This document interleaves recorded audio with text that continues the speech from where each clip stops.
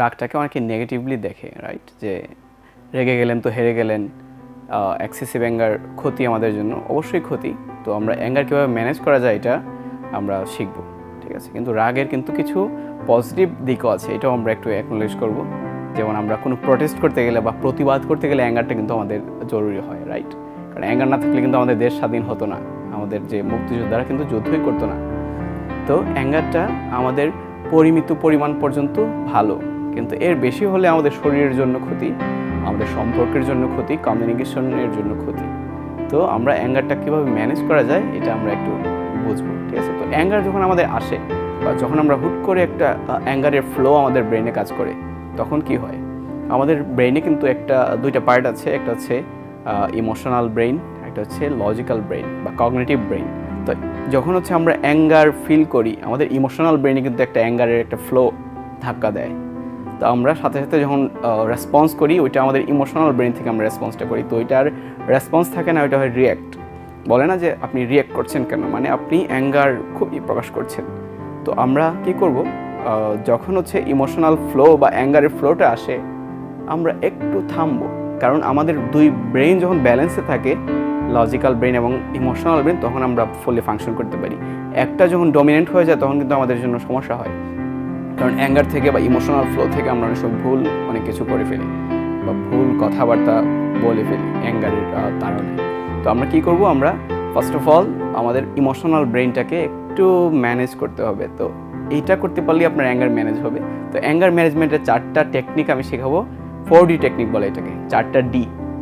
First of all delay, ঠিক আছে? তো আপনি যখন আপনার মধ্যে অ্যাঙ্গার আসলো, আপনি সাথে সাথে প্রকাশ না করে একটু ডিলে করবেন, যার ফলে কি হবে, আপনার ইমোশনাল ফ্লোটা একটু ব্যালেন্সে আসবে, আপনার লজিক্যাল ব্রেন ইমোশনাল ব্রেন একটু ব্যালেন্সে আসবে। তখন আপনার লজিক্যাল ব্রেন কাজ করা শুরু করবে, আপনি চিন্তা করা শুরু করবেন, আচ্ছা আমি রাগটা কতটুকু প্রকাশ করব, কনসিকোয়েন্স কী হবে, আপনি চিন্তা ভাবনার একটু সময় পাবেন। এই জন্য একটু ডিলে করতে হবে। সেকেন্ড ডি হচ্ছে take a deep breath. Deep breath মানে একটা গভীরভাবে একটা শ্বাস নেবেন, নাক দিয়ে শ্বাস নেবেন, মুখ দিয়ে ছাড়বেন। কারণ আমাদের অ্যাঙ্গারের ফ্লো যখন আমাদের মাথায় আসে বা ব্রেইনে কাজ করে, তখন হচ্ছে আমাদের ব্রেইনের প্রচুর অক্সিজেন দরকার হয়, কারণ ব্রেইন তখন উত্তপ্ত থাকে। তো আপনি অ্যাঙ্গার ম্যানেজ করতে চাইলে তখন আপনাকে ব্রেইনে অক্সিজেন সাপ্লাই বা পজিটিভ এনার্জি সাপ্লাই দিতে হবে। সুতরাং আপনি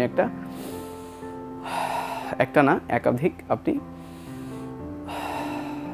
গভীর শ্বাস প্রশ্বাসের ব্যায়াম করবেন। থার্ড ডি হচ্ছে ড্রিঙ্ক ওয়াটার। আমরা ওই মুহূর্তে একটু পানি খাবো, তাহলে হচ্ছে আমাদের অ্যাঙ্গারের ফ্লোটা আরেকটু নেমে আসবে।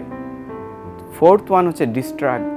আপনি যদি অ্যাঙ্গার ম্যানেজ করতে চান, ওই মুহূর্তে অ্যাঙ্গার এক্সপ্রেস করতে চান না, কারণ আমরা সবসময় অ্যাঙ্গার এক্সপ্রেস করতে পারি না, আমাদের অনেকের উপরে অ্যাঙ্গার হয়, অনেক সিচুয়েশনে রাগ কাজ করে, আমরা হয়তো সিচুয়েশন বুঝে আমরা অ্যাঙ্গার প্রকাশ করতে পারি না। তো আমাদেরকে অ্যাঙ্গারটা ম্যানেজ করতে হবে। তো ডিস্ট্রাক্ট, আপনি অন্য কোনো কাজে ফোকাস দেওয়া বা অন্য কোনো চিন্তায় বা অন্য কোনো কিছুতে ডিস্ট্র্যাকশনে চলে যাওয়া, যার ফলে আপনার অ্যাঙ্গারটা ওই মুহূর্তে ম্যানেজ হয়ে গেল। কিন্তু যদি আপনি এক্সপ্রেস করতে চান, তখনও হেলদি ওয়ে আছে কীভাবে আমি অ্যাঙ্গার এক্সপ্রেস করব। ফার্স্ট অফ অল ওইটাই যে take a deep breath, drink water.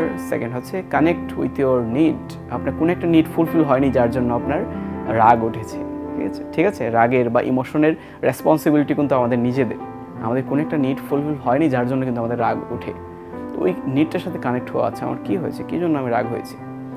Third one হচ্ছে আপনি এক্সপ্রেস করা অ্যাসার্টিভলি, যে যার উপর আপনি রাগ করেছেন, ভার্বালি এক্সপ্রেস করা খুবই হার্মলি, যে আমি আপনার উপর রাগ হয়েছি। ভার্বালি আপনি ইমোশনটা কানেক্ট করেন, বললেন এই কারণে রাগ হয়েছি, আমার এক্সপেকটেশন বা আমার নিড ছিল এটা ফুলফিল হয়নি, যার জন্য আমি রাগ হয়েছি। ফোর্থ হচ্ছে আপনি হার্মলি রিকোয়েস্ট করলেন যে, বা আপনার হোপ প্রকাশ করলেন যে আই হোপ আপনি আমার সাথে নেক্সট টাইম এভাবে কথা বললে আমার ভালো হয়, আমি রিকোয়েস্ট করছি আমার সাথে আপনি নেক্সট টাইম এভাবে বিহেভ করবেন। তো এভাবে আপনি অ্যাঙ্গারটা খুবই হেলদি ওয়েতে প্রকাশ করতে পারেন, চিৎকার চেঁচামেচি না করে, কারণ ওইটা হচ্ছে আপনার নিজের শরীরের জন্য ক্ষতি হবে, আপনার সম্পর্কের জন্য বা কমিউনিকেশনের জন্য ক্ষতি। সুতরাং আমরা অ্যাঙ্গারটা 4D টেকনিকের মাধ্যমে ম্যানেজ করে আমরা অ্যাসার্টিভ ওয়েতে এক্সপ্রেস করব, খুবই হার্মলি, খুবই জেন্টল ওয়েতে। Thank you.